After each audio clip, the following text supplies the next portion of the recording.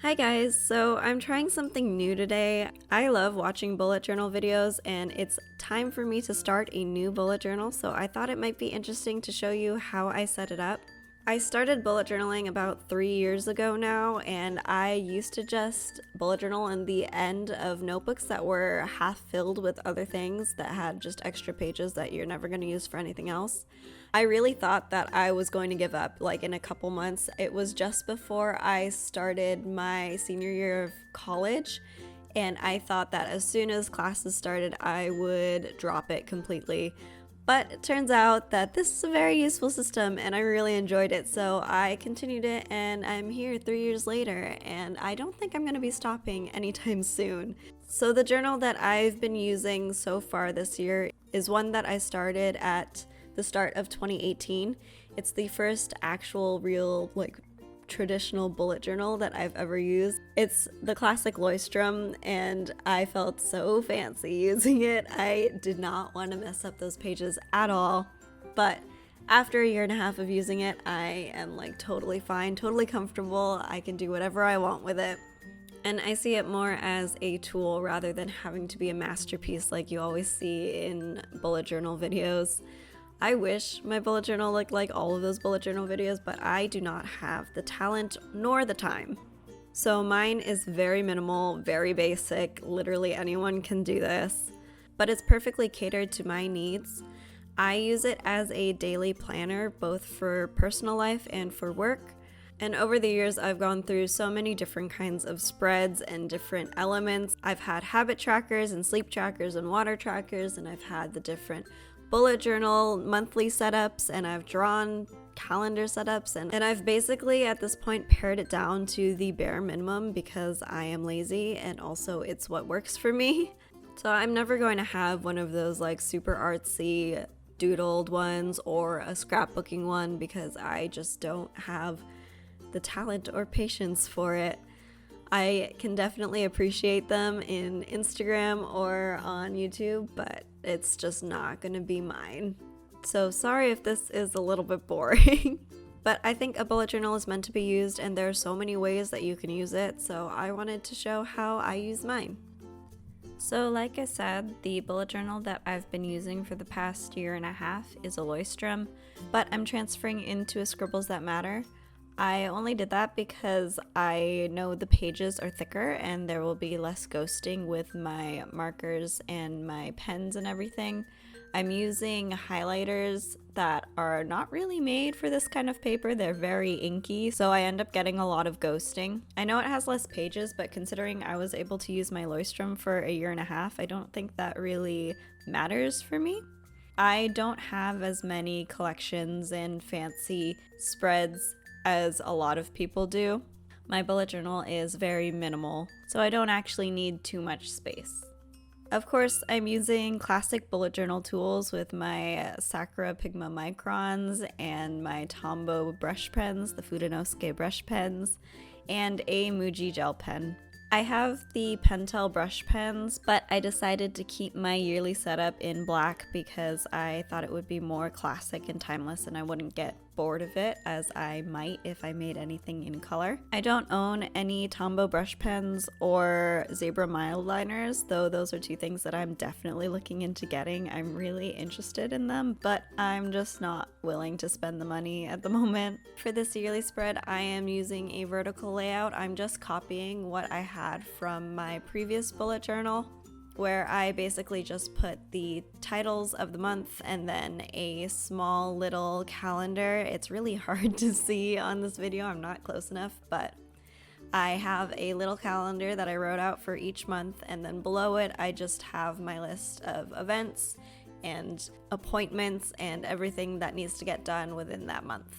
My next spread is my goals page for the year. I have 4 main categories of goals that I'm working on. My first category is language, and it's definitely something that I'm focusing on the most so far, at least for the beginning half of this year. I'm teaching myself Japanese really just because I felt like it. I am also going to Japan in, oh gosh, a couple weeks now. I'm excited, but at the same time, I have not learned enough Japanese to converse or get by at all. So that will be very interesting. I am cramming like crazy as if I had like a test in a couple weeks, which I guess I technically do, just a real life in-person test. And more than a grade is riding on it, it's gonna be how I can live and survive and get to where I need to go based on my language skills. So that'll be interesting.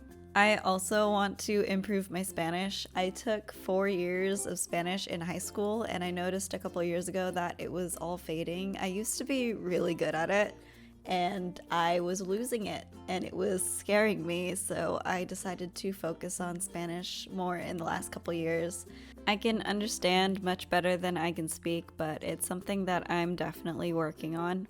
I also have creativity on here, which I guess doesn't really make sense as a yearly goal, but it's mainly as a reminder that I want to keep creating and trying new things. I have never really been a creative person, and it wasn't until recently that I decided that I did want to do things like YouTube and Instagram and baking and photography and painting. I've not painted in many years, and I started trying again, and I'm very bad, but it's something that I enjoy and that I won't get better at if I don't practice, so I put it down here as a goal.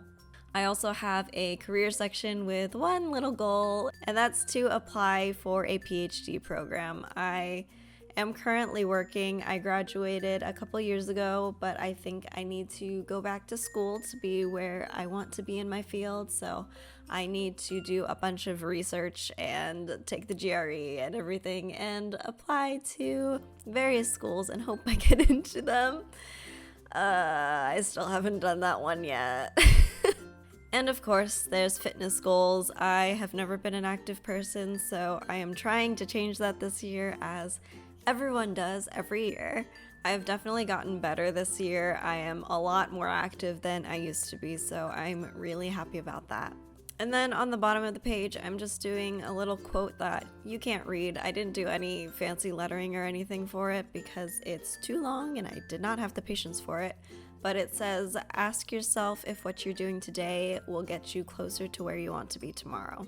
I don't really like quotes, but this one actually works for me, so I thought it would be fitting for my goals page, and I had a bunch of extra space at the bottom anyway, and I am not going to doodle anything, so I decided to put that one. On the next page is my year in pixels. Most bullet journal people do either like a weather tracker or a mood tracker, but those didn't really apply to my life very well, so I decided to make it a reading tracker. So I'm tracking each day how many pages I read, and this was much more relevant for me in my life considering my new booktube channel. This is also the only tracking of any kind that I do in my bullet journal. I used to do all of the habit tracking, sleep tracking, water tracking, but I found that it just doesn't work for me. It wasn't really providing me with anything, so I decided to skip it, and that's really why I love the bullet journal so much. It's so customizable to whatever you need it to be, and you can decide that you want something one month and then not the next. You could even do it by day or by week. So I love this system. If you're not familiar with the year in pixels system, basically each square represents a day with the months at the top and the days on the sides. And you color in each day with the corresponding color from your legend. I'm actually changing my legend around as I move into my new journal because I realized from using it for the past half year that I did a really stupid order of colors that don't make any sense.